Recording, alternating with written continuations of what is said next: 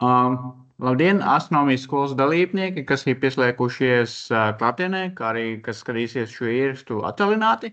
Šodien mums ir pieslēdzies no Rīgas Klasiskās valsts ģimnāzijas astronomijas un fizikas skolotājs Pauls Leckis, tā kā oficiāli. Tā kā šoreiz mēs runāsim par tādu ļoti interesantu tēmu, kā mazo saules sistēmas ķermeņiem mūsu saules sistēmā. Ja? Lūdzu, dod vārdu jums. Visiem labvakar! Paldies par uzaicinājumu. Tas ir gods ir man uzstāties kaut kur ārpus savas skolas ar sevi interesējošo tematu. Nu, lūk. Tātad, īsumā, man tie stāstījumi viņi ir daži. Un tad, protams, par saules sistēmas maziem ķermeņiem, tas ir viens no tiem stāstījumiem. Vispār sanāk tā kā tāda ir lekciju tāda sērija par Sauli, planētām, atsevišķi mēnesi un tad mazajiem saules ķermeņiem. Tad, ja pieņemsim, būs interese, varētu kādu reizi arī kaut kādu citu lekciju varbūt arī nolasīt. Nu, lūk, tātad, tagad kopīgošu to bildi. Kur mums tas ir? Tā, ekrāns, window un šito. Tā. Jā, mēs redzam. Tā, un momenti tagad galvenais, lai tas viss strādātu vēl. Es tagad ne. Tā. Tehniski. Tā. Pāršķirstījās tur slaids. Vai nē? Jā, pāršķirstījās, jā. Jā, super. Nu, lūk. Tātad, visi klātesošie, es ceru, ļoti labi zina, tātad, ka mēs dzīvojam saules sistēmā, un tad mums ir galvenais objekts tā, mūsu zvaigzne, Saule, un mums ir 8 planētas. Līdz kādam brīdim, līdz 2006. gadam bija 9, viena no tām, 9. planēta, tagad pārgāja kā reiz mūsu temata kandidātos, teiksim tā, par mazo saules sistēmas ķermeni palikā. Nu, lūk. Bet, tātad mums ir saules sistēma ar 8 planētām. Un starp tām visām lielām planētām mums blandās diezgan liels daudzums visāda maza ķermeņa. Nu, lūk, un tie ķermeņi ir, protams, planētu pavadoņi, bet daudz kārt vairāk. To objektu ir kā reiz visādu mazo objektu, kurus mēs saucam vai par asteroidiem vai par komētām. Tiem vēl, protams, ir citādi arī citādas definīcijas, par kurām arī šodien būs runa. Nu, sāksim ar to, paskatīsimies, kur tieši saules sistēmā tie objekti atrodas. Nu, tātad, lūk, tad bildē ar planētu salīdzināmajiem izmēriem, plus planētu simboli ir redzami. Nu, tad šeit, šī zīmējumā tagad parādīšu, kur apmēram atrodas tad tie mazie saules sistēmas ķermeņi. Apmēram, jo tā bilde būs vēl vairāk schemātiska nekā reālā ar kaut kādu mērogu. Nu, lūk, tad pirmais, kas mums bija atklāts jau 19. gadsimtā, bija asteroīds, un tad par laiku tika saprasts, ka tas asteroīds nav viens. Ar gadu gājumā tas tika atklāti tie vairāk un vairāk, un ar laiku viss tas palika zināms mums kā galvenā asteroīdu josla. Tad tā ir vieta starp Marsa un Jupitera orbītām, kur mums riņķo dažādi akmens bluķi no metru izmēriem līdz lielākajam objektam, kas tur ir, Punduru planēta Cerēra, kuras izmērs ir 993 kilometri, gandrīz 1000 kilometru. Lūk, tālāk. Nākamā objektu grupa ir tā, kura mums varbūt ir vairāk svarīga, tie ir zemītuvie asteroīdi. Ar ko viņi ir svarīgi, tad mums tieši ar to, ka viņi var mums uz galvas nokrist. Kas nevienmēr, bet dažreiz tas arī notiek, un pat pieņemsim, ja nemaldos, cik sanāk nedēļu atpakaļ vai 2 nedēļas atpakaļ, viens tāds asteroīds nokrita Sibīrijas staigā, viņš bija neliels, bet tomēr. Tādi daži brīdi krīt, un tad pirmais variants, kāpēc viņi ir galvenie, tas ir šis bīstamības variants. Otrs variants, kas ar viņiem ir svarīgs priekš mums, arī tas, ka tos ir diezgan viegli pētīt, un līdz tiem var aizlidot diezgan viegli un diezgan ātri. Un pat atvest, pieņemsim, no turienes kaut kādus asteroīdu materiālus, kurus pēc tam pētīt laboratorijās uz Zemes. Tas arī jau bija reizi vien veikts. Tālāk, starp Jupiteru un Urānu, starp Jupiteru un Urāna orbītām atrodas vesela tādu asteroīdu grupa. Viņus var uzskatīt par tādiem hibrīdu objektiem starp asteroīdiem un komētām. Tos sauc par kentauriem. Tad kentauru nosaukums ir tāds no mitoloģiskā tā skata punkta, dēļ tā, ka viņi var, kā tie paši kentauri, skraidīt tur pakaļ lielos attālumos starp triju planētu starpā. Starp Jupiteru, Saturnu un Urānu. Tāpēc viņam tās nosaukums arī ir. Tālāk, trojieši ir tādi arī objekti, tātad to ir arī diezgan daudz, bet viņiem ir viena īpašība, viņi ir saistīti ar konkrētu kaut kādu planētu. Šeit viņi ir parādīti pie Jupitera, jo pie Jupitera to ir visvairāk. Nākamā tā punduru planētu un asteroīdu grupa ir Kuipera josla tā saucamā, tad tā ir līdzīga pēc savas veida, teiksim tā, kā arī līdzīga galveno asteroīdu joslai, bet atšķirība ir tāda, ka tā Kuipera josla ir daudz plašāka. Tad es domāju, ka klausītāji zina, kas tā ir astronomiskā vienība, ka mērvienība viens vidējais atoms no Zemes līdz Saulei.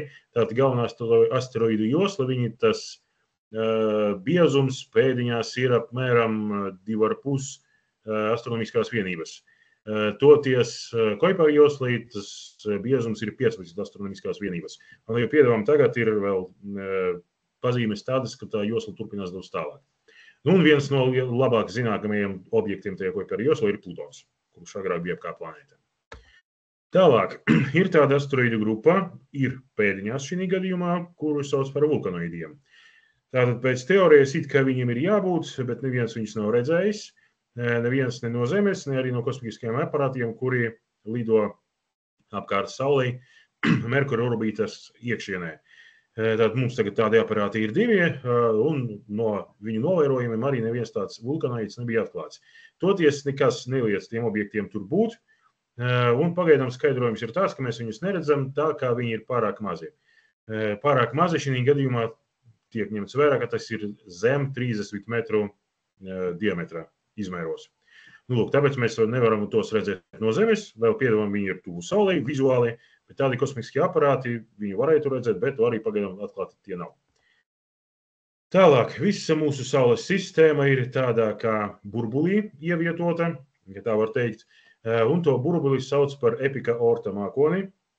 Tas ir pagaidām tāpat kā vulkanoidi hipotētisks. Vienīgais par to hipotēzi jau ir daudz pierādījumu, ka tomēr tā hipotēze ir realitāte, nevis vienkārši teorija, jo ir daži tādi objekti, par tiem arī būs runa nedaudz, kuri visticamāk nāk no tā orta mākoņa, un tātad pierāda viņa eksistenci. Tas orta mākonis atrodas ļoti tālu no mums, sanāk apmēram 20,000 astronomiskās vienības, un tas nozīmē, ka novērot viņu tādā veidā vizuāli, reāli, kā kaut kādus objektus, tur mēs nevaram. Jo tiem objektiem jābūt ļoti lieliem, lai tos varētu tur novērot, un ja viņi ir lieli, tas tad nebūtu jau nekādi asteroīdi, bet visticamāk kaut kādas planētas. Tāpēc tieši tur atklāts nav, bet pazīmes, ka tas ir viss pareizi, tādas pazīmes mums ir, un tādas ir daudzas. Tālāk, punduru planētas, tā nav atsevišķa tāda grupa, tie ir daži objekti, pat labam tādi ir ja nesamīlošu 6, tātad Cerera ir kā punduru planēta galvenajā asteroīdu joslā viens objekts, un pārējie 5 ir Kuipera joslā, un viņi ir daudz lielākie par Cereru izmērā, un viena no punduru planētām kā reiz ir Plutons. Nu, un ir tādi objekti, kuri mums viscaur Saules sistēmā var būt. Tātad tās ir komētas, kuras parādās, teiksim tā, diezgan bieži, bet, lai mēs tos varētu redzēt ar acīm, nevisai bieži, bet tomēr to orbītas nav piesaistītas pie kaut kādas joslas, pie kaut kādas konkrētas planētas, kā trojieši, piemēram, kaut kādi. Komētas var būt viscaur Saules sistēmai. Un dēļ komētu lidojumiem pēdiņās, dēļ asteroīdu un pārējo mazo ķermeņu sadursmēm, viscaur mūsu Saules sistēmas apjomam veidojas arī meteoroīdi. Tad mazi gabaliņi, atlūzes, kuras tur cirkulē pa savām orbītām apkārt Saulei un dažreiz nokrīt mums uz galvas. Varbūt faktiski, varbūt vizuāli meteoru veidā. un mēs tos redzam debesīs kā reizi kā meteorus. Nu, lūk, un tagad nedaudz vairāk par katru no šīm grupām ar bildēm un tad dažreiz ar pat video materiāliem. Tad pirmais galvenā asteroīdu josla. Tātad tā bija atklāta tādā zīmīgajā dienā, 1. janvārī, 1801. gada 1. janvārī. Sanāk, 19. gadsimta 1. naktī bija atklāts pirmais asteroīds. Tātad līdz tam laikam bija zināma tāda teorija, tā saucamais Titiusa-Bodes likums, kur ir tāda neliela matemātiskā sakarība, viņa nav grūta, kura parāda, kādos attālumos jābūt planētām. Visām planētām tas sakrita, tām planētām, kuras bija zināmas uz to laiku, bet tad vienas planētas nebija. Tad vietā, kur mums jābūt planētai, tad atklāja kā reiz šito pirmo asteroīdu, ko ar laiku nosauca par Cereru. Tad viņu, protams, uzreiz pārdevēja par planētu. Vienīgā problēma bija tāda, ka tā laika teleskopos un nekādi nevarēja ieraudzīt tas Cereras disku. Par visām planētām bija zināms, ka disks ir redzams, to redzēja, vēroja, iezīmēja tur kaut kādas planētu detaļas, šeit nav. Protams, bija galvenais tāds secinājums, ka tas objekts ir pārāk mazs, un sāka uzreiz klīst baumas par to, vai tas var vispār būt par planētu, saukties par planētu. Un galu galā tomēr tas planētas vārds viņai palika, un ar laiku, sākot no 1804. gada, sāka atklāt tālāk tos asteroīdus, vairāk un vairāk, un tad sanāca tā, ka tomēr, galīgi tā nav planēta, bet, visticamāk kaut kādas planētu atlūzas, kaut kādas paliekas no Saules sistēmas būvmateriāliem un tā tālāk. Tad tie vienkārši akmeņaini objekti, kuri mums cirkulē starp Marsa un Jupitera orbītām. Cik to ir daudz? Tad līdz šim laikam tika atklāti vairāk par 1 miljonu tādi asteroīdi, bet ne visi viņi attiecas pie tās galvenās asteroīdu joslas.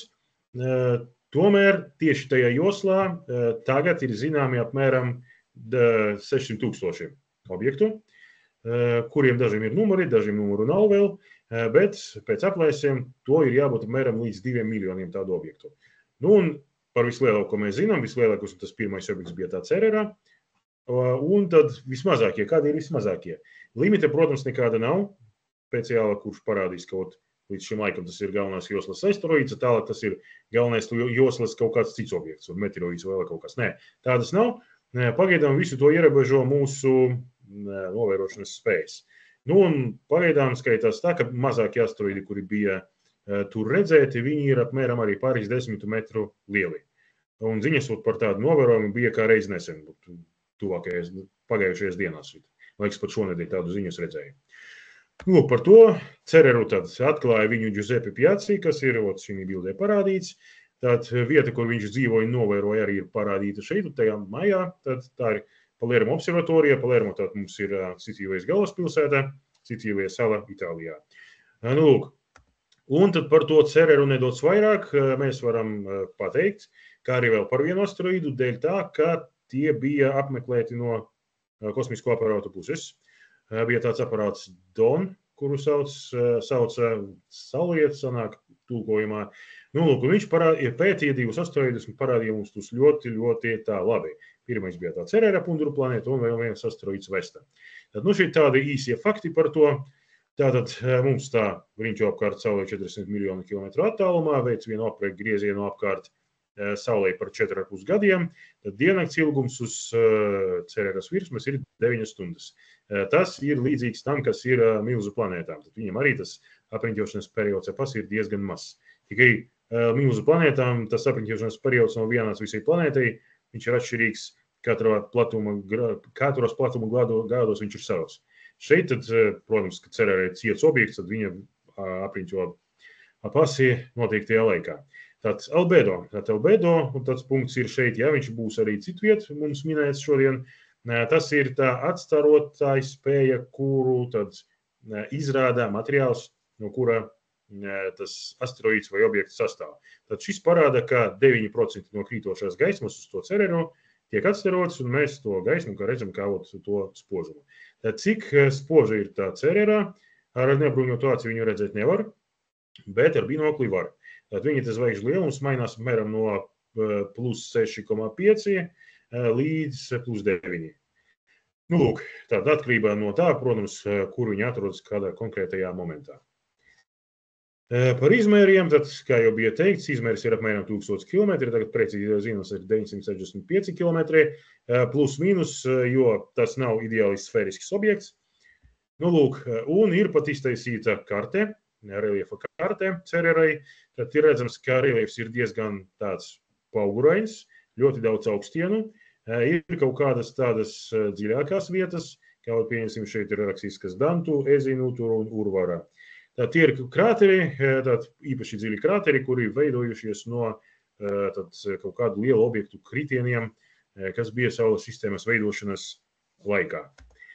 Nu, lūk, ir daži objekti, kas tur ir ļoti tādi, nu, teiksim tā, īpatnēji, tad piemērsīs tāds Ahūnas kalns, tad šeit izbrīna viņa forma, ka it kā nav nekādu tādu pazīmju, kam tur tādam jābūt, lai tas kalns veidotos. Tad mums uz Zemes kalni veidojas tur, kur tektoniskās tās plātis sajiet kopā.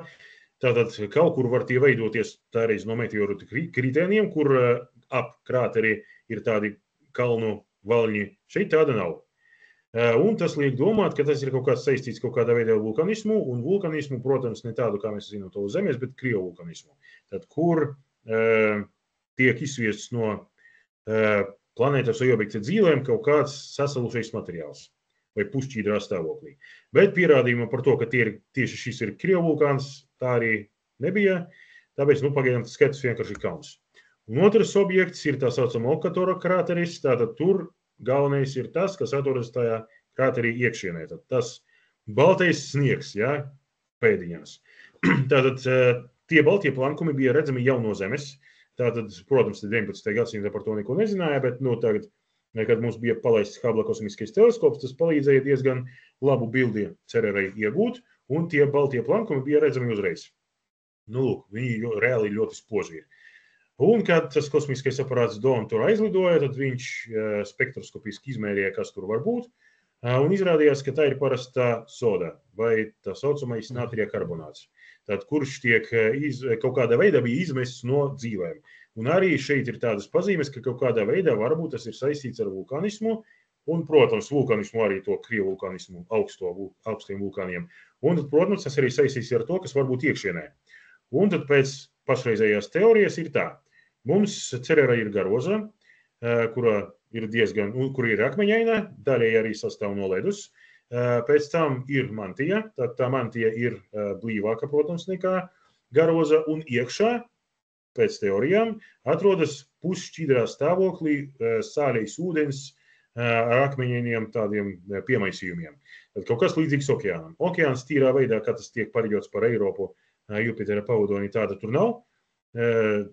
Tas jau, kā saka, ir 100% pierādīts, bet kaut kādi šķidruma objekti, tur kaut kādas alas ar ezeriem, ar sāļu ūdeni, tas var būt. Un kādreiz tas krievu vulkanisms un tādi kā izvirdumi kaut kādi no iekšienes, baltie, kādreiz var būt tādas uzbūves sekas. Otrais objekts, kurš bija no tāda Dawn aparāta uzņemts, tas bija Vesta asteroīds. Tad Vesta viņš ir 4. pēc kārtas, ko parāda arī tas numurs. Kādreiz parādzīmējumi tur būs atsevišķs nostāsts, bet cīpars skaitlis pie nosaukuma, tas ir tas kartas numurs, ar kuru tas asteroīds bija ievietots katalogos. Un pirmie asteroīdi arī bija atklāti tādā secībā. Lūk, atšķirība tāda, ka diennakts tad uz tās Vestas ir mazākas, diennaktis tad 5 stundas tikai ilgst. Pats asteroīds jau nav galīgi sfērisks, viņš izskatās pēc tāda kartupeļa, 570–550 km diametrā. Un viņam ir ļoti liela atstarotāja spēja. Tātad 42% no krītošās gaismas tiek atstarots, un tas liek tam asteroīdam būt redzamam ar neapbruņotu aci. Ja jūs atrodaties kaut kur laukos, un tad debesis ir ideāli skaidrs un dzīdras, Vestu var redzēt. Tad viņa zvaigžņu lielums ir plus 5, visbiežāk, 5–6. Tad 5 tas ir kā reiz neapbruņotās acis tāda robeža. Ar binokli, protams, to ļoti labi var manīt. Nu, lūk, tad šeit arī var minēt uzreiz, kā mēs redzam, ka atstotāji tā spēja ļoti ir laba tāda šim un ļoti slikta cerevei. Tā sanāk, ka tie asteroidi ir dažādi. Nu, un šeit tika īsumā minēšu, jā, ka asteroidiem ir dažādas klases. Pēc to uzbūve tiek ņemta vērā no spektroskopiskajiem vērojumiem. Tad ir asteroidi akmeņaini, asteroidi metaliski un asteroidi tā silikātie kaut kādie. Tur 3 kategorijas tādas ir. Un pat labam tad tika pētīti 2, un viņi abi ir akmeņainie skaitās, bet tagad ir palaists aparāts Psihe, kosmiskais aparāts, kurš aizlidos līdz asteroidam Psihe, kurš ir metālisks. Un tad no tā asteroida pētījumiem tiek gaidīts ļoti daudz, jo metāliskie asteroidi nekad nebija redzēti tuvumā, un tad, protams, viņi nebija pētīti. Tā, par objektiem. Tad uz tās vestes ir viens objekts, kurš ir ļoti nozīmīgs. Tas ir tā saucamais Rea Silvijas kalns. Ar ko tas ir nozīmīgs? Vispirms viņš ir milzīgāks kalns Saules sistēmā. Tas nav Olimps. Tātad Olimps uz Marsa viņam ir 26 km, Rea Silvijas kalnam ir 27 km. Pagaidām ir tikai vēl viens kandidāts uz tādu lielāko kalnu, vienam no Kuiperjoslas objektiem, bet tur nekādā veidā to nevar pagaidām apstiprināt. Tāpēc šis kalns skaitās visaugstākais. Nu, lūk, un arī tas var izskatīties dīvaini, kā tās milzīgs kalns var veidoties uz tik neliela objekta. Nu, tomēr tas tāds ir, un visticamāk arī tas ir saistīts kaut kādā veidā ar meteorītu kritieniem, kaut kādu lielu objektu kritienu uz tā asteroīda. Tālāk, nākamā klase – Zemes tuvie objekti, Zemes tuvie asteroīdi. Tad viņus iedala 2 kategorijās. Vieni vienkārši ir Zemē tuvie objekti, kurus sauc par Near Earth Objects, un ir tā saucamie PHA objekti, PHA objekti, Potentially Hazardous Asteroids. Tad tie ir, kuri potenciāli bīstamie. Nu, lūk, tad pirmais objekts, kurš riņķo kaut kur netālu no Zemes, bija atklāts 1898. gadā. Un tad pēc paša nosaukuma tiem objektiem var saprast, ka tad to orbītas ir tuvas Zemes orbītai. Un pēc to, tā tuvuma proporcijām tos iedala vēl 4 klasēs. Tātad, ja asteroīdam, tad orbīta ir ar lielo puses, ja mazāku par 1 astronomisko vienību. Tas nozīmē, ka asteroīds nekad nešķērso Zemes orbītu un atrodas vienmēr tās iekšienē. To sauc par Atiras, vai kā tas no japāņu vārda ņems, kā Ačiras dažreiz viņš sauc, Ačiras asteroīdi. Tālāk ir Atēni. Tie ir tās pašas Ačiras, tikai ar nedaudz lielāko pusesi, un viņi var šķērsot Zemes orbītu no iekšienes. Ir Apoloni, tad viņiem ir pretēja situācija, tad Apoloni, viņiem orbīta atrodas ārpus Zemes orbītas, tālāk no Saules, bet viņi šķērso no ārpuses Zemes orbītu, tad, kad viņi ir vistuvāk Saulei. Un tad Amori, tie ir tie, kuri vienmēr ir ārpus Zemes orbītas, bet netālu no tās. Šeit arī vēl var vienu tādu objektu klasi tādu izveidot teorētiski, bet, tur, ja nemaldos, ir tikai 3 objekti zināmi, tie ir tā saucamie kvazi pavadoņi vai kvazi satelīti, puspavadoņi, kā tur var viņus pareizāk nosaukt. Tad tie ir tādi asteroīdi, kuriem orbīta praktiski 1:1 sakrīt ar Zemi, un viņi dažus gadus vai gadu desmitus var būt blakus ar Zemi, vienmēr blakus ar Zemi, kustēties kopā ar Zemi, tur dažu miljonu kilometru attālumā. Ja viņi negriežas apkārt Zemei, viņi griežas apkārt Saulei, bet vienmēr atrodas mums blakus. Tāpēc tos nosauc par tādiem kvazisatelītiem. Nu, lūk, kas ir par to bīstamību? Tad bīstamie tie skaitās asteroīdi, kuriem pietuvošanās attālums pie Zemes ir mazāks par 5 miljoniem kilometru. Tātad, un tādu ir diezgan daudz. Tātad, ja kopā to objektu ziemeļtuvo asteroīdi ir 37 000 nedaudz vairāk, uz vakardienu tas ir skaits zināms. Tātad to potenciāli bīstamo asteroīdu skaits viņš ir apmēram 3000. Bet tomēr par viņiem var teikt, ka viņi reāli ir bīstami, jo visi meteori un sevišķi bolīdi, kuri krīt mums uz galvas, tie ir kā reiz no tiem asteroīdiem arī no tās grupas. Nu, kā izskatās tie Zemē tuvie asteroīdi? Viens no tiem bija apmeklēts ar kosmisko aparātu. Tagad nepateikšu kādu, piedošanu, bet jā, asteroīds ir Bennu. Tātad, cik liels viņš ir? Tātad viņš ir, sanāk, 500 metru liels. Un tas, ja kāds no jums bija Rīgā, jūs redzējāt Zaķišsalas torni. Zaķišsalas tornis mums ir 368 metri liels. Tas sanāk, šis asteroīds ir nedaudz lielāks. Ja mēs viņu ievietosim pilsētas rajona vietā, kaut kādā veidā tā izskatās, kā viens pilsētas kvartāls. Lūk, tātad, ko tie asteroīdi ir īpaši vizuāli? Tad vizuāli visbiežāk viņi ir līdzīgi kaut kādiem dimantiem pēc izskata, pēc formas, un viņiem ir tāds paplašinājums pa vidu. Tas ir saistīts ar to, ka bieži vien tie asteroīdi nav viens vesels ķermenis, bet kā viņus dažreiz sauc par akmeņu skaudziem. Tie ir akmeņi, tātad lieli mazi, kuri ir salipuši kopā kopējās gravitācijas dēļ. Un kā vienots tāds objekts lido. Ne visi tādi ir. Bija tādas pazīmes, ka viens no tādiem asteroīdiem, kuru sauc Dimorphos, man liekas, ka viņš ir tāds, uz viņu aizsūtīja kosmisko aparātu, no tā kosmiskā aparāta tika izviests dinamīta lādiņš, kurš tur uzsprāga. Ja tas asteroīds būtu kā akmens kaudze, viņš tad viss sabruktu, bet galu galā viņš palika vesels, vienkārši orbitu nedaudz mainīja. Tātad, jā, daži no tiem ir kā akmens kaudzes, bet daži ir vienkārši kā veseli objekti.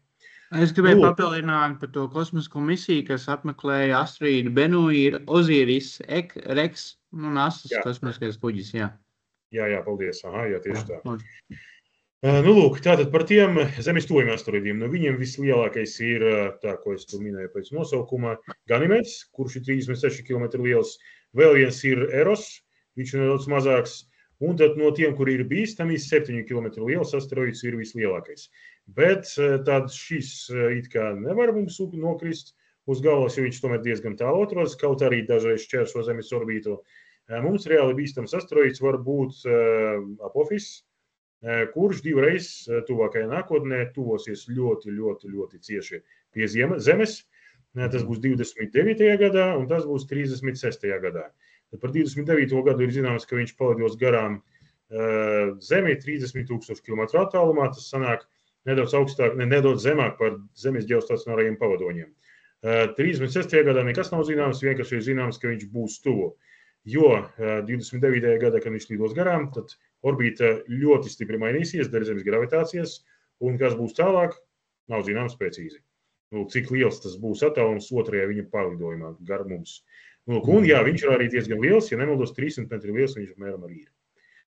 Lūk, ja kādam interesē tā situācija ar Zemes tuvajiem objektiem, tad ir tāda vietne spaceweather.com, un tur apakšā vienmēr ir tāda tabuliņa, kur ir parādīts aktuāls to asteroīdu daudzums, un ar dažādām krāsām ir parādīts, cik tālu viņi palidoja garām Zemei.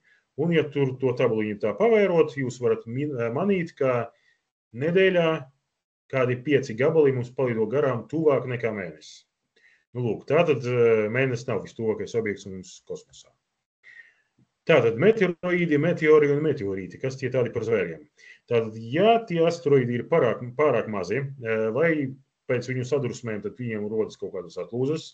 Tādas pašas atlūzas var būt no planētām, tas jau ir pierādīts. Tad, ja meteorīts kaut kāds liels nokrīt uz Mēnesi, pieņemsim, vai uz Marsa, vai uz Merkurā, tad viņš var izsist no planētām kaut kādas gabaliņus, kuri pēc tam cirkulē pa Saules sistēmu un dažreiz nokrīt mums uz Zemes. Lūk, tos klasificē 3 tādas formās. Meteoroīdi ir tie objekti, kuri kursē tur apkārt Saulei un mums uz galvas nekrīt. Tātad, ja tāds objekts viņš parādās Zemes atmosfērā, viņš sāk sakarst, un ja viņš pilnībā sadeg, mēs redzam tādu kā svītru, švīku, kurai redzama kā arī šī bildē. Švīkās daudzas šeit ir redzamas. Tad, un viņus biežāk nekas nepaliek.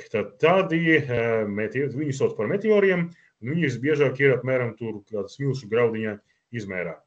Ja tas gabaliņš ir lielāks, tad no viņa var kaut kas palikt un kaut kas nokrist uz Zemes, un to jau sauc par meteorīdu.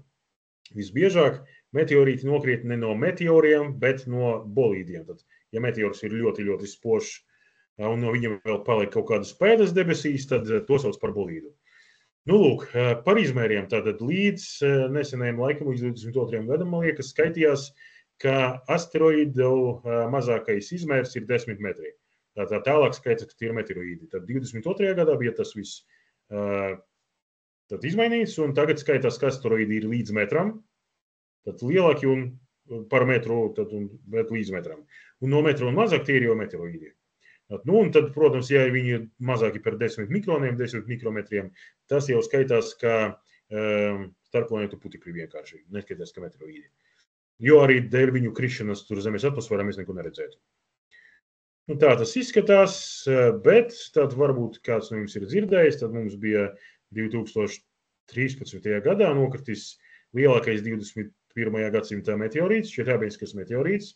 Viņš bija 20 metru liels, kad iegāja atmosfērā. No viņa palika metru diametrā liels gabals, un ļoti daudz bija izbīris mazu gabaliņu, kuri bija savākti pēc tam. Nu, tad šeit es īsu video parādīšu, cik bīstams vai nebīstams tas var būt. Šeit varbūt dažreiz tā, kā tas ir cilvēku uzņemts, kaut kādi lamu vārdi dzirdami, piedošanu, ne es to teicu. Bet es mēģināšu no tiem izvairīties. Tādā veidā tas izskatījās, kad viņš krita. Visbargākais moments bija tad, kad atnāca skaņu vilnis. Tad, jā, cilvēks atvēra no balkona, redzams, ka tas meteorīts uzsprāga, un tie sprādzieni reāli no kritiena. Nu, lūk, un tad, kā pieņemsim, bija tādi varianti, jā, kad skolās bija evakuācija, ka pieņemsim, tad skolā stundas laikā pat bija redzams, tad, kad tas ietriecās tad Zemes atmosfērā. Nu, lūk. Tā kā jā, tas ir diezgan bīstami, var tas būt reāli diezgan bīstami, un mums ir jāprot tos asteroīdus uzreiz pamanīt, ātrāk nekā viņi nokrīt, un paldies Dievam, mums tas ļoti labi sanāk. Tad šis, kurš nokrita aizpagājušu nedēļu Sibīrijā, viņš bija 11. kurš bija atklāts pirms krišanas. Un tas bija ceturtais par šo gadu. Tas sanāk, ka viss tas notiek, un notiek diezgan labi. Tad mēs tos varam atklāt jau tagad, pirms tie nokrīt mums uz galvas. Tālāk, troješu asteroīdi, kas tie tādi ir? Tad par tiem es minēšu nedaudz tikai. Tātad tie ir asteroīdi, kuri virzas ar planētu vienā orbītā, bet noteiktajā attālumā no tās. Attālums šī gadījumā leņķiskais attālums no tās. Tad, ja paskatīties uzmanīgi uz šo bildi, kas ir pa kreisi, tad ar zaļo krāsu tie troješi arī ir parādīti. Tad viņi parādīti Jupiteram. Nu, lūk, un tad, ja paņemt transportieru un mēģināt izmērīt leņķi, tad leņķis starp troješu un to grieķu tā saucamo asteroīdiem un Jupiteru un Sauli, protams, sanāk 60 grādi. Tātad tie ir asteroīdi, kuri ir 60 grādu pa priekšu vai 60 grādi atpakaļ planētai. Un tie bija atklāti apkārt Jupiteram tādi, tad 906. gadā. Un tad tie arī citām planētām, nu, kā redzams, jā, no tā paša slaida, kas šeit ir parādīts. Nu, un tagad, jā, lielākais zināmais objekts ir Hektors, 230 km liels, un mums tagad ceļā uz tiem ir kosmiskā misijā, man liekas, viņu sauc Lucy, to misiju, kura pētīs 7 no tiem objektiem. 4 būs troješu grupā, 3 būs tajā grieķu grupā. Nu, lūk. Tālāk, Kentauri. Tātad, kas jau teicu, Kentauri ir tādas starpposms starp komētām un asteroīdiem. Tātad atšķirība starp komētu un asteroīdu tāda ir, ka asteroīds no akmeņiem sastāv, komēta no ledus vairāk. Nu, lūk. Un ir pagaidām pazīstami vairāk par 400 Kentaura objekti. Viņiem ir izstīptas orbītas, lielie apriņķošanas periodi, un vispazīstamākais no tiem ir objekts Hirons. Tas ir pazīstams dēļ tā vispirms, ka viņš nesen bija, 90. gados tas bija, viņš bija savā perihēlijā, nākamreiz tas notiks pēc 50 gadiem, un tad viņam tika atklāta koma, kā komētai. Tātad, kā atmosfēra tāda. Lūk, un tas pierādīja, jā, ka tomēr ledus to Kentauru sastāvā tomēr ir. Tas nav daudz, bet tomēr tas ir. Tad mums ir tādas lietas, kuras var likties dīvainas vai kaut kādas neparastas, kā asteroīdiem, tā arī pēc tam par komētām. Pirmais, kas ir pavadoņi. Tātad līdz 1992. gadam nebija zināms, ka asteroīdiem var būt pavadoņi. Un tad kosmiskais aparāts Galileo, kurš lidoja uz Jupitera pusi, viņš nobildēja asteroīdu Ida, kas ir parādīts pa vidu, ar viņas pavadoni Daktilu. Pavadonis tas bija kā atklājums, jā, un izrādījās, ka asteroīdiem pavadoņi var būt. Un kopš tā laikā tika atklāti 457 asteroīdi ar pavadoņiem, satelītiem, un tad dažiem no tiem ir pat 2. Tātad šeit bildēs ir parādīts viens no Zemei tuvajiem asteroīdiem, Florence, kuram ir 2 pavadoņi, tas ir radara uzņēmums no Zemes. Un otrs ir Kuipera joslas objekts Haumijā, arī tas skaitās kā Pundra planēta, viņa arī ir 2 satelīti. Es gribēju jautāt par to video.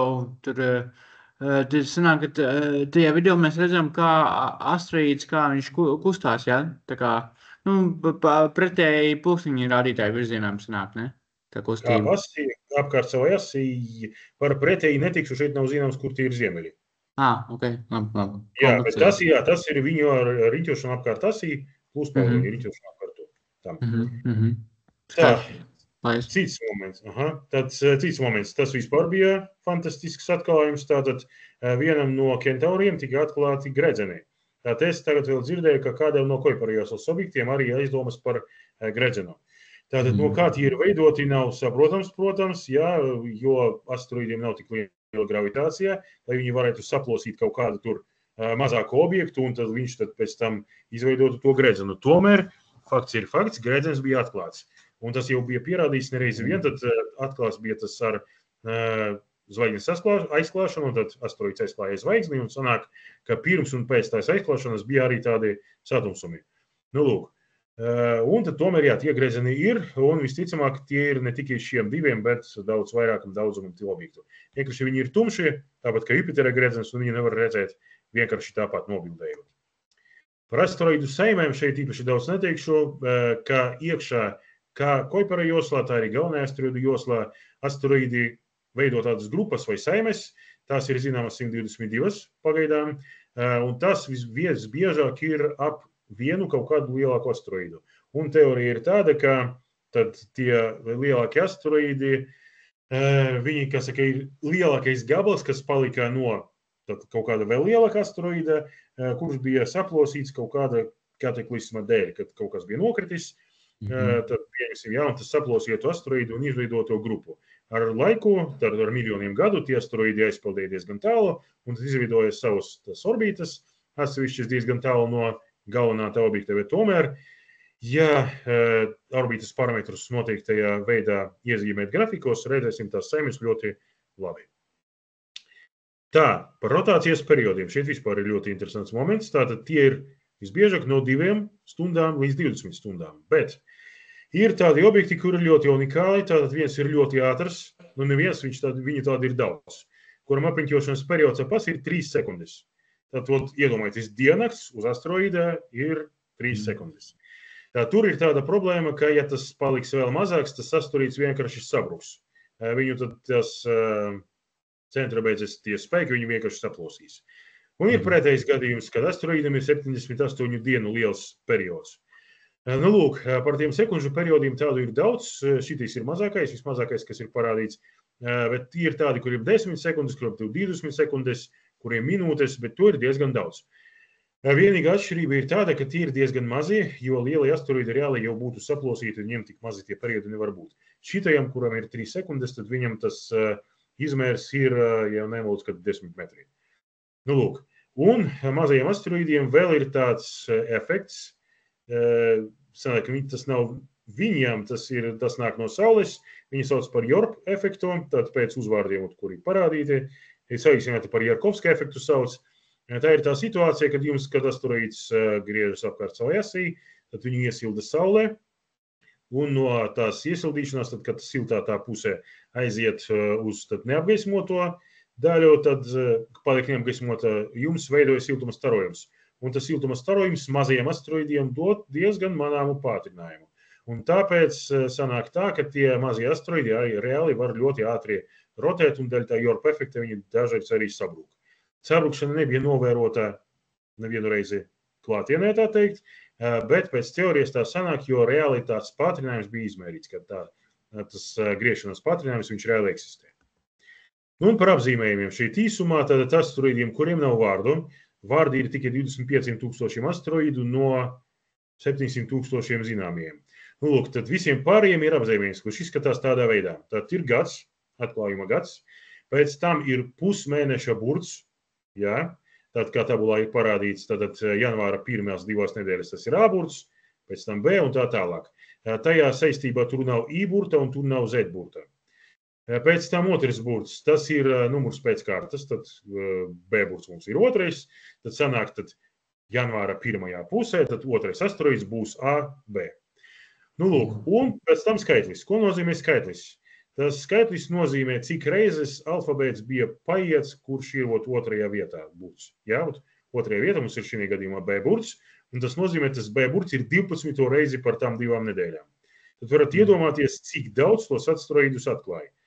Tagad lielākais numurs, kas ir pie tiem burtiem piezīmēts, ir 530 ar kaut ko. Tas sanāk, ka tas ir 10 000 asteroīdu atklāja novēro par 2 nedēļām. Nu, lūk. Par komētām. Tad komētas mums ir daudz manāmākas nekā asteroīdi, tad, ja viņas reāli ir tuvu Zemei, un tad diezgan spožas.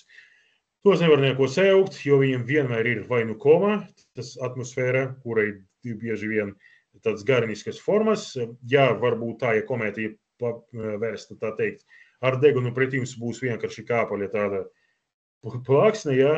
Vai, ja piemēram, uz komētas notika kaut kāds sprādziens, tad tā gariniskā forma pazūd, vienkārši nāk kā lode tāda sanāk. Bet visbiežāk ir gariniskā forma, kura veido asti. Dažreiz tās astes nav, tā aste nav viena, tas var būt līdz 3, tad viena aste ir putekļu, viena jonu, un viena to grūti nosaukt par asti, viņi ir priekšā, tas viss līdzamā, ka knābis kaut kāds tur komētai, nu, tas arī no putekļiem veidots. Nu, tad komēta atšķirība no asteroīdiem, kā es jau minēju, tās sastāv no ledus. Praktiski tās ledus var būt kā no ūdens ledus, tā arī kaut kādu gāzu ledus. Nu, lūk, un tad saules, kad komēta tuvojas, saules staru ietekmē, tas sāk iztvaikot, tad veido to komu un tad tālāk arī asti. Tātad vislielākā komēta, kura ir zināma, tad viņa atlidos vistuvāk saulei būs 2031. gadā, saucas Bernardinelli-Bernsteina komēta. Tātad viņa tagad atrodas Saturnā tālumā, bet viņa ir diezgan spoža, 13. zvaigžņu lielums, kas parāda, ka viņa ir reāli ļoti liela. Un viņas perihēlijs arī būs kaut kur tajā vietā, tur nedaudz tuvāk nekā Saturns. Diemžēl. Ja tāda komēta tuvotos reāli šeit kaut kur mūsu tuvumā būtu, tuvotos Zemei, tad tas būtu, nu, laikam visiespaidīgākais skats, ko mēs varētu kaut kādā vispār vērot. Ja tāda milzīga komētai būtu miljoniem kilometru liela aste, ļoti liels spožums, bet, nu, diemžēl viņa, kā es jau teicu, būs, man liekas, perihēlijs miljardu kilometru attālumā no Zemes. Tā, dažas komētas bija apciemotas, kosmisko aparātu apciemotas, un vispazīstamākā ir Churyumov-Gerasimenko komēta. Tātad to apciemoja kosmiskais aparāts, kuru sauca. Laikam būs atkal jāprasa Mārtiņam palīdzība. Saistībā ar to, kādu... Tūlītās atradīšu, jā. Varbūt, man liekas, Rozeta vai ne Rozeta kaut kādā. Rozeta, jā. Eiropas kosmosa aģentūras, jā, zonde, jā. Nu, lūk, tad, un tur bija tādas divas interesantas lietas. Tad Rozeta pats aparāts, viņš cirkulēja pa orbitu apkārt komētai, bet bija vēl palaists no paša kosmiskā aparāta, mazais tāds aparātiņš, kā robots, kuru sauca par Filā. Tam bija jāiestiprinās komētas kodolā, jāiestiprinās priekš tam, ka gravitācija uz komētas ir maza, plus šeit gravitācija ir ļoti dīvaina. Komēta nav sfērisks objekts, un, pieņemsim, pa vidu jums gravitācija iet uz abām pusēm, uz labo un kreiso pusi jūs tur atrodaties. Nu, lūk, tas aparāts nolaidās mazais, bet viņš paspēja, tā teikt, iedurties ar savu kāju, ieķerties tikai ar vienu kāju, nevis ar 3. Un apgāzās, un galu galā viņš tikai varēja nobagdēt to, ko paspēja, kamēr neizlādējās baterijas. Tā mazajām kosmiskajām kuģīm nosaukums bija Filāja. Filā, jā. Tā laikam, jā. Tā, nu lūk, nu un šeit jau parādīta, kā tā komēta rotē. Tas arī ir asteroīdiem dažiem. Tas parāda, ka komētai nav vienas rotācijas as, ka viņa rotē ap 2 asīm, tātad kaut kādā veidā viņas tur ir izvietotas. Un dēļ tās dīvainās formas, kā es jau minēju, tātad viņi ir dīvaina gravitācija. Ja jūs atrodaties šeit pa vidu, un jūs, pieņemsim, iespersiet kaut kādu bumbu, tā bumba, tā teikt, nenobrauks pie jums, jo redzams, ka tur ir pacēlums. Viņi uzbrauks kalnā. Un akmeņi šeit arī mēdz uzbraukt virsū kalnā, jo gravitācija tur tajā kalnā ir lielāka nekā tur pa vidu. Un šeit kā reiz parādīs vēl tas Začeslovas tornis, kā tā komēta izskatās salīdzinājumā ar mūsu Začeslovas torni. Tātad, tas ir uz virsmas, tad, ko kā reiz paspēja tas filāparāts nobildēt. Redzams, ir kaut kādas smiltis, ir akmeņi. Tātad, tā tas izskatās video formātā. Tātad, kas šeit ir redzams? Tātad, virsma saprotams. Tālāk, tās dirksves, kas ir, tas ir saules lādētās daļiņas, kuras ietekmē tad sensoru, kurš uzņem to bildi. Fonā tur punkti redzami, tās ir zvaigznes. Tad tas dēļ komētas rotācijas. Tad tas video ir pātrināts. Realitāte tas bija daudz lēnāks. Bet tas ir vienīgā bilde uzņemtā uz komētas virsmas. Nu, un tā izskatās tad astes veidošanās, komas un astes veidošanās. Tad no kaut kādiem punktiem komētas virsmas tad iztveiko tādu geizeru veidā, iztveiko tas materiāls un veidot tālāk to komu un visu pārējo. Nu, lūk, par nosaukumiem un apzīmējumiem. Tad šeit ir parādīti daži, tad kā komētas apzīmē. Ja komēta ir atklāta tikai tagad, tad viņi ir C apzīmējums, pēc tam slash, gads un tad tas pats, kas asteroīdiem. Plus nosaukums tā cilvēka vārdā vai tās astronomiskās programmas vārdā, kuru to ir atklājusi. Ja ir burts D pirms tam, tas var paņems būt no angļu valodas dead. Tas nozīmē, ka komēta ir vai nu pazaudēta, vai nu viņa ir, kā sauc, dezintegrējusies. Tātad, piemēram, ka Šumēkera Levi 9 komēta, viņa ietriecas Jupiterā. Ja komēta bija novērota daudzas reizes, viņai pieliek kārtas numuru plus P burtu, kas nozīmē periodiska. Tad pirmā periodiska komēta ir vispazīstamākā, ir Halley komēta. Tātad, ja bija novērota komēta, kurai pēc tam nav nereizi vien redzēta koma un aste, to pārdēvē par asteroīdu, bet komētas apzīmējums paliek. Tad A-burts un tad gads. Un divi unikāli objekti ir starpzvaigžņu asteroīds un starpzvaigžņu komēta. Tātad starpzvaigžņu komētai apzīmējums ir ar I-burtu un skaitlis pirms tam, tātad kāda tā ir pēc kārtas. Kāds pēc kārtas ir starpzvaigžņu objekts. Jo pirmais I, tas ir asteroīds. Nu, lūk. Šitā bija viņa vēl nosaukums, ir Borisova komēta viņa bija. Tā, par transneptūnu objektiem tagad īsumā. Tātad pie tiem pieder mums Plutons, kā es jau teicu. Tur ir vēl 4, kuri skaitas par Punduru planētām. Visi viņi ir apmēram Plutona izmērā, 2 reizes lielāki par Cereru, par asteroīdu, un nedaudz mazāki par mēnesi. Tad pagaidām ir tādas aplēses, ka Kuipera joslas stiepjas no 30 līdz 50 astronomiskajām vienībām. Līdz tagad ir 2200 objekti ir tur zināmi, bet balstoties uz New Horizons kosmiskā aparāta pētījumiem, kurš tur lido kā reiz iekšienē tagad, nu, viņš jau it kā nav iekšienē, viņš jau ārpusē aizlidojis, bet viņš fiksē to objektu klātbūtni. Un ir tagad tāda teorija, ka varbūt mūsu Kuipera tā josla izskatās tāpat, kā izskatās citu zvaigžņu putekļu mākoņi. Tad ir tādas bildes, kur redzams, ka tie putekļu mākoņi ap zvaigznēm, viņi veidot dažus gredzenus. Un ka iespējams tai Kuipera joslai ir 2. un 3. sērija vēl tālāk. Ir kaut kāda atstarpē, kur nav to asteroīdu, tālāk vēl tas turpinās. Un kā reiz tas New Horizons aparāts, kurš tagad tur jau tālu atrodas, viņš to arī mums palīdzēs atklāt. Tad tie lielākie objekti tādā veidā izskatās, tad nosaukumi Plutons pēc grieķu mitoloģijas vispārējais tagad tiek dēvēts pēc visādu tur eskimosu, indiāņu tur un tā tālāk mitoloģijām. Tad visbiežāk tie ir ledainie ķermeņi, daži ir dīvainas formas, un kā reiz tajā Haumejā ar gredzenu, es jau teicu 2. objekts. Nu, un kā viņi var izskatīties, var spriest pēc Plutona, kurš bija apmeklēts no kosmiskā aparāta puses, kā reiz no New Horizons. Tā Plutons, tā teikt, kad viņu apmeklētas kosmiskais aparāts, viņš parādīja tādas lietas, kuras vispār nebija gaidītas. Vispirms, ka tur ir maz krāteru, otrs, ka tur ir diezgan blīva atmosfēra. Tālāk tur ir kaut kāds reāli redzamais kastelušais ezers, ka varbūt tur iekrita tur kaut kāds meteorīts un izveidoja ne krāteri, bet to ezeru.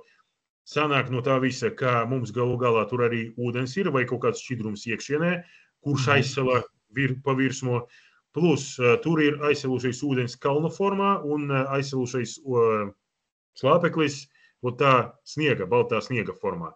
Un tā tālāk. Ir vēl kaut kāds materiāls, sarkanīgs, tāds nu šeit brūgans ir, kurš visticamāk ir viens no ūdeņražiem, kurš veido tā saucamus tolīnus. Tas ir, kad tie ūdeņraži sabrūk saules staru ietekmē un veido tādu sarkanīgu nokrāsu.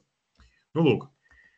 Tad atklāts Plutons bija mums 30. gadā, atklāja to Klaids Tombo, un tam Klaida Tombo ir vienīgam cilvēkam tāda bija tā pēdiņās iespēja būt apglabātam daļēji kosmosā. Viņš ir vienīgais cilvēks, kura mirstīgās atliekas pelnu veidā daļēji bija ielikti New Horizons aparātā, daļa no viņiem no tiem mirstīgām atliekām, tad viņš aizlidoja līdz tai planētai, kuru pats atklāja. Tas arī tāds dīvains tāds moments. Tā, un par to Plutona virsmas uzbūvi, tad tā bilde ir precīzāk viņu paskatīties. Redzams, ka tur ir ne tikai kalni, un tie kalni vēl dīvainas tādas formas, ir kaut kādi tecējumi šeit redzami, ka kaut kādas upes bija kaut kādi kanjoni, ja tur precīzāk skatīties, tur ir kāpas redzamas.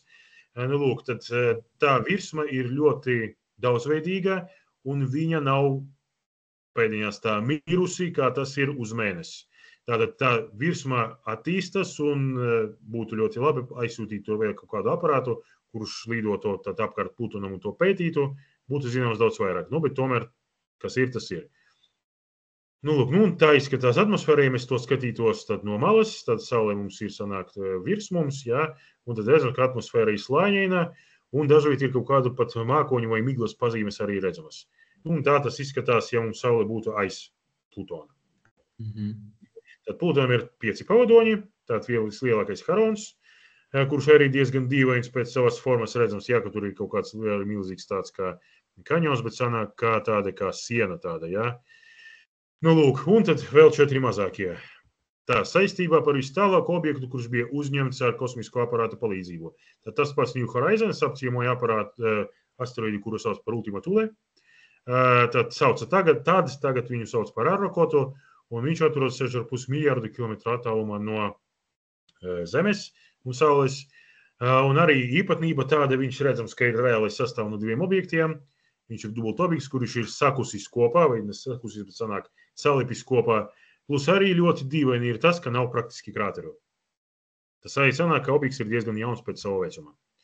Vistālākais objekts, kas ir pagaidām zināms, tad asteroīds Liaku Honua, havajiešu vārdā nosaukts. Tātad viņa afēlijas atrodas 2100 astronomisko vienību attālumā. Tātad, ja nemaldos, apriņķošanas periods apkārt Saulei, viņam ir kādi 13,000 gadu kaut kā tā. Var aprēķināt precīzi, kaut kā tā bija 10,000 gadu. Lūk, un skaitās, ka šis plus tā Sedna, viņi ir tie pirmie kandidāti uz Orta mākoņa bērniem, teiksim tā, kuri kaut kādā veidā bija izsviesti ārā, tagad viņš jau apkārt Saulei, bet tas ir ļoti tālu no Kuiperjosos, un pie tas Kuiperjosos viņas nepieder nekā. Tai Sednei pieņemsim, tai Perihelijas atrodas 3 reizes tālāk nekā Kuiperjoslas ārēja robeža. Lūk. Tā, un Orta mākonis schematiski izskatās tādā veidā, tad viņš atrodas starp Sauli un tuvākajām zvaigznēm, tā var teikt. Un pagaidām pēc teorijas tas ir kā reāli kā burbulis, tāda sfēra, kur atrodas tie ledēnie ķermeņi, un tad attālums var būt līdz pat 3 gaismas gadiem no Saules sistēmas. Bet pagaidām uzreiz teikšu, ja, kā jau minēju, tā ir tikai teorija. Tā, un par starpzvaigžņu objektiem es jau minēju, ka tie bija 2. Tad šeit ir parādīts objekta Oumuamua objekts, tas orbīta, tad viņi ir hiperboliskā, tad, ja kāds zina, kas tāds ir ekscentricitāte, tātad ekscentricitāte tai Oumuamua bija 3. Kā uz paraboliskā orbītē tas ir 1, tas paraboliskā orbīta, tas nozīmē, ka tāpat ķermenis nekad neatgriezīsies, tas ir lielāks par 1, tas nozīmē, ka tie ķermeni visticamāk ir no kaut kurienes izsviesti. Lūk, un tad, ja nemaldos pēc, tad aprēķiniem sanāk tā, ka tas Oumuamua ir kaut kur no Vegas reģionā, tad pie mums atlidojis. Ar viņu bija 2 kuriozi momenti saistīti. Pirmais, izrādījās, ka viņš ir ļoti izstieptas formas, 400 uz 40 metri garš. Viņš riņķo arī apkārt sev tādā dīvainā formā, ka it kā tur bija kaut kāds sprādziens, un viņa tas riņķošana palika tāda dīvaina. Un pats interesantākais bija tas, ka lidojot prom no mums, viņš pātrinājās. Kā jābūt vispār otrādi.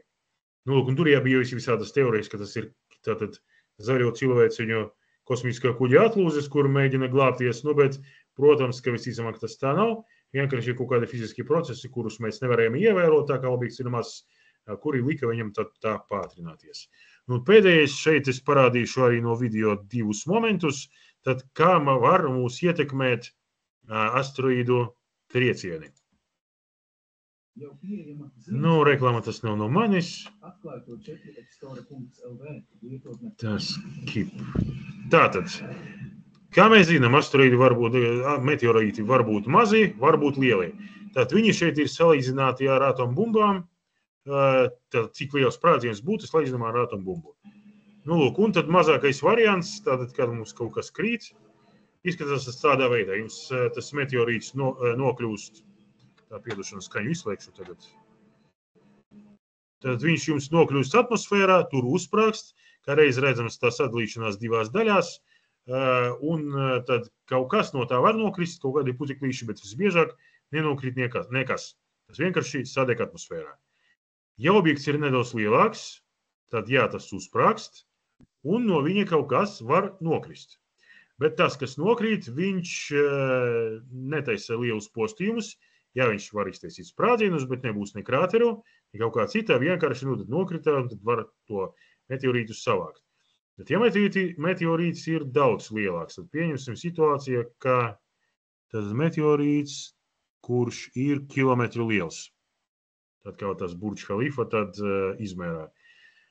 Tad no viņa tā kritiena var izveidoties ne tikai krāteris, bet tas krāteris var iet cauri pat Zemes garozai.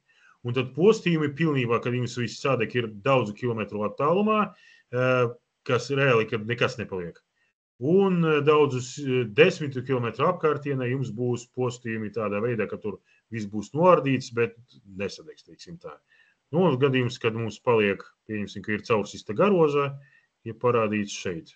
Ja, ka mums redzams, ka krāterī var pat būt tādas lietas.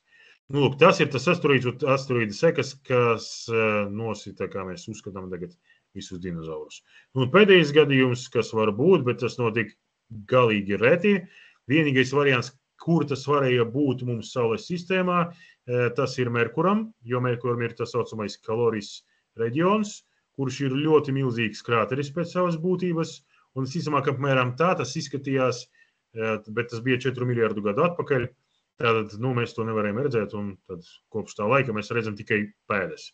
Un no tādiem lieliem asteroīdiem, ja pat viņi netaisa tādus milzīgus postījumus, problēma ir tajās atlūzās, kas lido pēc tam kosmosā. Un tajos reģionos Zemē, kur, pieņemsim, tas sprādziena vilnis nesasniedz, tur jūs var sasniegt kaut kā reiz šitās atlūzas, kuras pēc tam kā meteorītu lietus krīt uz galvas. Nu, tas īsumā viss. Lielas paldies. Bija ļoti interesanti, detalizēti. Tagad mums ir tie sadaļie jautājumi. Tad brīvais mikrofons, droši varam uzdot jautājumu. Aivis saka, viņai viss skaidrs, viņa krāt galvu, nav jautājumu. Galvenais, lai nenāktu miegs no manas stāstījuma, tas jau super. Jā. Interesanti, tas vispār, paldies. Jā, piekrīt. Henrijam vai kādi jautājumi? Henrij, tu mūs dzirdi? Vai vēl kādam jautājumam droši? Varam atdzēsīt, ieslēgt mikrofonu, uzjautāt, izmantot iespēju. Viss paldies, interesanti bija. Paldies, ka pievienojieties. Mans jautājums būtu Paulam, tad dzirdot, ka jūs esat no skolas un vadat atbilstoši interešu izglītību, jūs foķējat vizuālos novērojumus, braucat kaut kur ārpus Rīgas vai izbraukums taisat vai Rīgā? Kopā ar to pulciņos pagaidām nekur nebijām gājuši. Vienīgais, ko mēs novērojam ar teleskopu, jā, mums ir teleskops pulciņā, 8 colu teleskops. Mēs vērojam Sauli tikai. Tagad ļoti gaidām, kad kaut kādā darba dienā mums būs skaidrs vakars, tad mēģināsim pie skolas paskatīties planētas. Kaut kur braukt tālu, tas diezgan ir problemātiski, vēl piedām, tas teleskops ir diezgan smags. Tad vajadzīga personīgais auto vajadzīgs kaut kāds, vismaz ar autobusu būs pagrūti. Pats es, kad vēroju ar savu mazāko teleskopu, es vienmēr eju uz tā saucamo Ušakova kepku. Tad, kas dzīvo Rīgā, tas zina, kas tas tāds ir. Tas ir tāds kalns Pļauniekos. Tātad, jā, tur ir apgaismojums šausmīgs, bet jūs atrodaties virs tām laternām, un tad acīs tas nesit, kaut arī debesis, protams, ir skaidrākas. Lūk, tā kā tā. Paldies. Kāds jautājums? Un sauli jūs vērojat baltajā gaismā, vai ne? Nesaprotu. Jums ir parastais filtrs, kas ir viņš tur kaut 20 vai 40 eiro maksā, kāds tam 8-colīgam liekat priekšā, vai ne? 8-colīgam mēs neko neliekam priekšā. Tādu filtru. Tur ir filtrs, tas UHC filtrs. Bet tas, ja nemaldos, palīdz oranžo gaismu likvidēt, nevis balto. Skaidrs. Zināsim. Reāli ir tādi filtri, kuri skaitās pret apgaismojumu, ja ir lētie varianti, CLS, kā C viņus apzīmē, tad viņi novāc to natrija spuldžu gaismu. Tad jums pilsētā ir tikai oranžās natrija lampas, tad jūs ar to teleskopu, pat reāli ar neapbruņotu acī, jūs varēsiet redzēt to kopā ar to filtru, ko nevar redzēt bez tā filtra. Pieņemsim, ir tādas vai plīvurumiglais, vai kā viņš sauc zvēl, kā divas tādas iekavas gulbja zvaigznājā. Viņš nav redzams neapbruņotu acī ar teleskopā, bet ar šito filtru ir. Jo tas likvidē to debesis, to apgaismojumu. Bet, piemēram, Rīgā mums ir problēmas, ka tas ir LED lampas un filtri, kuri derēs pret LED lampām, tas maksā, man liekas, baigu naudu. Un pats nedzirdēju, ka Latvijā kādam tāds arī būtu, lai varētu pastāstīt. Vai reizēji kādi jautājumi droši? Pauls, liels paldies par lekciju. Liels paldies. Ļoti interesanti bija. Paldies, kā Vēl gribēju pateikt, kad mēs skolā esam skatījušies stadionā, tur diezgan liels apgaismojums un gan mēnesis, gan planētas var redzēt bez problēmām. Var mierīgi skatīties. Baidījāmies, bet varēja labi redzēt. Mēnesi, planētas, jā, tur problēma nav vispār nekādu. Ja miglā jūs grib vai komētu kaut kādu, tur jau būs pagrūti. Pieņemsim šito pašu, kas tagad bija tas cūciņšānes komēti, kas mums tur bija, jā. Tātad it kā viņi tas spožums bija tas +3, kad es viņu skatījos, jā. Tātad laukos, kas bija redzējis, viņi reāli to komētu redzēja ar aci. Es to nevaru atrast pat ar binokli vispirms, jo dēļ tās debesis iegaismošanās, viņa vienkārši zuda tajā debesis fonā. Es nemaldos, tajā laikā arī bija mēnesis ietekme. Mēnesis pieauga. Mēnesis bija kā reiz pilnmēnesis, viņš bija aizmugurē. Aizmugurē, jā. Jā. Kaut bija rietumos tā komēta, austrumos bija... Mēs Raivi, bērniem mēs skatījāmies Liepājas pludmalē. Pie paša pludmalas, jā. Pludmalē, kā reiz tur rietumi ir, jā, tur vislabāk tas sanāk. Jā. Bet, jā, apstiprinu, ka diezgan grūti bija ar binokli sameklēt to punktu, jā. Tas tiesa, ka viņi jau zuda tā, spošums, jā, redzamība. Mums te starp citu janvāra sākumā, ja nemaldos, vai vidū kaut kur, būs vēl viena komēta ar spožumu -4. Tā ir Atlasa, man liekas, komēta viņa saucas, bet viņi ir no tām piesaules komētām, un tad... Kā saka, ja reāli viņa būs tik spoža vai pat spožāka, iespējams, mēs varēsim redzēt asti virs horizonta. Jo reāla elongācija tur būs, man liekas, kādi 2 vai 3 grādi tikai.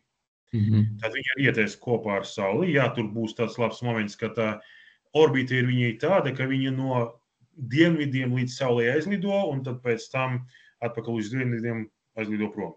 Lūk, un tad sanāk, kad viņa būs perihēlija, perihēlijas būs virs Saules. Sanāk, mūsu gadījumā tas ir diezgan izdevīgi. Tas viņa norieties nedaudz vēlāk pēc Saules, bet varbūt kaut ko redzēsim, kas zina. Galvenais, ka arī mākslīgi nebūtu. Jā, tā ir lielākā problēma šo ziemu. Pēdējās ziemas. Teiksim, kā ir. Paldies, jā. Paldies par šito jautājumiem un atbildēm. Cerams, mēs arī varēsim turpmāk no tevis sarunāt kādu lekciju pavasarī. Tā kā mēģinām, ceram, uz gaišām debesīm un visiem priecīgs ziemas saulgriežu pēc nedēļas. Jā, un starp citu, nākamā pirmdien mums ir laikam zašņotā debesu atvēršana. Tie, kas seko līdzi, tie var pieslēgties. Man šeit bija pirmdien kaut kur 5 vakarā, ja es nemaldos, jā. Vai 4, jā. Tad zašņotā debesu pēdējā ziemas numurā jūs noteikti varat atrast informāciju vai arī Latvijas Universitātes Zaķņotā debesis mājaslapā, jā. Nu, par reklāmu nedaudz, jā, lai tie, kas vēlās, tie var pieslēgties. Nākamā lekcija mums ir plānota pēdējā šajā gadā, nākamā otrdienu ar Annu Ginteru. Annai būs lekcija par astronautu dzīvi starptautiskajā kosmiskajā stacijā. Paldies! Tā kā uz tikšanos, visu labu! Paldies, visu Jā, labu! paldies!